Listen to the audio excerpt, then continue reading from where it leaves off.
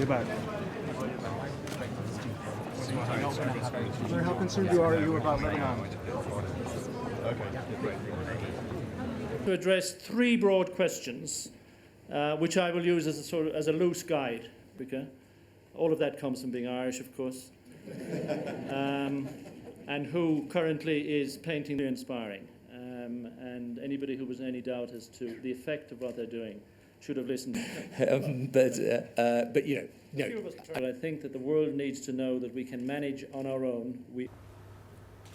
Prime Minister knows, Herr Pfaffenbach knows, that as we go into Germany at Heiligendamm, if I've got the right pronunciation, this is when we find out if we're making progress. And if we fail, it's corruption of the highest order, in my opinion.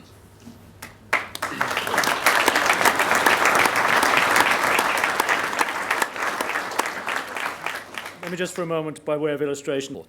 The only way you're going to get support for this is through both people in Africa and people outside who need to support the process of change in Africa, really feeling not merely that it's important they have the will, but it's going to be effective when that will is then translated into action. Now, what was done with Live Aid and what Bono and Bob and his colleagues did and what people like Bill are doing is absolutely extraordinary. And there's no doubt at all that's had an amazing galvanizing effect. And you were...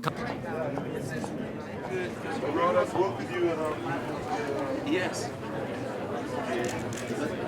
Bono, a very quick question on the success of the meeting so far. Very quickly for the press. We've been waiting for you all day. Particularly this German G8, and that's going to be at Heiligendamm. I think it's 2 years on. It's time to take the temperature. There were some serious promises made. Checks were signed, but as we know, people sign checks. They like signing them, particularly politicians, but they don't like cashing them. And that's what we're going to find out. You know, from Kumain's perspective, those checks weren't big enough in the first place. So if those promises are not kept, it's a kind of scandal. Well, you know, here's an extraordinary thing.